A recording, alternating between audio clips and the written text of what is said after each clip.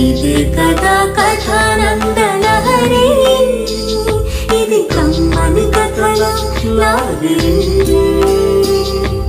కమ్మని కలల లాహిరి, ఇది కమ్మని కథల లోహిరి. కథానందలహరి సభ్యులకు శ్రేయోభిలాషులకు నమస్కారం. నేటి కథ అనుభవం. రచన సమర్పణ చిర్రావూరి మదన్మోహన్.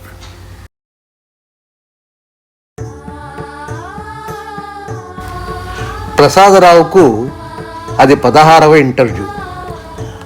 బాగా చదివి మంచి మార్కులతో ఇంజనీరింగ్, డాక్టర్ చదువులు చదివిన మిత్రుల మధ్య చదువుతో పాటు సకల విద్యలను నేర్చిన ప్రసాదు BA ఆపై MA ఇలా పేరుకు పొందిన డిగ్రీలతో యూనివర్సిటీ నుంచి బయటపడ్డాడు.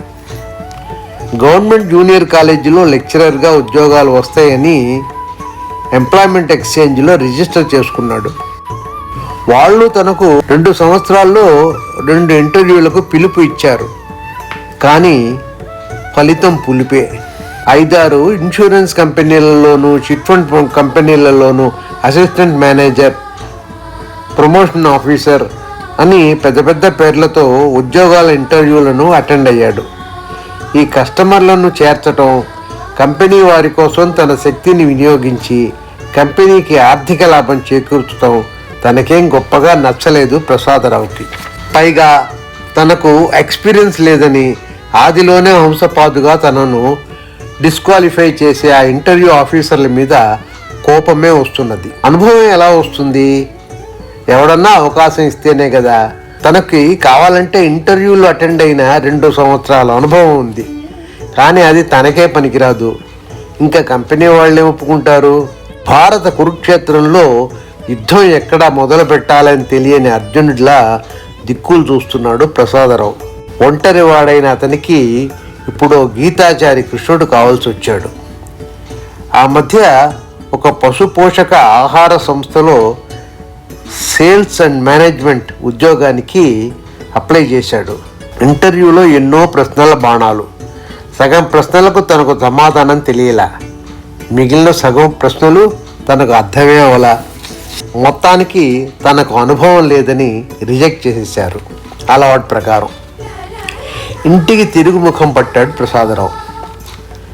తమ ఇంటి పక్కనే తమకు 40కి 60 ఖాళీ స్థలం ఉంది. దానిలో బాబాయ్ గుడిసె లాంటిది వేసుకుని ఆ ఏరియా పిల్లలకు ట్యూషన్లు చెప్పేవాడు.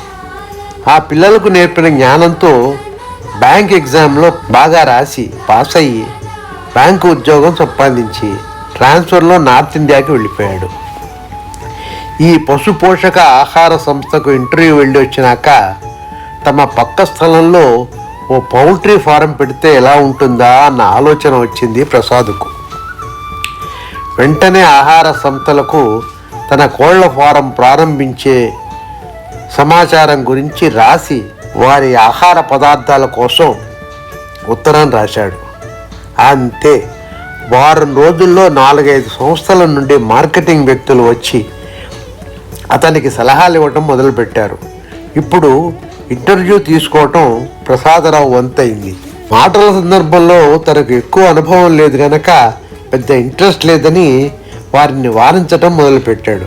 దానికి వాళ్ళు, అబే దీనికి ఏమీ ఎక్స్పీరియన్స్ అక్కర్లేదు సార్, మేము హెల్ప్ చేస్తాం అని ప్రోత్సాహం ఇచ్చి ఈ అవకాశం వదులుకోకూడదని చాలా తాపత్రయపడ్డారు.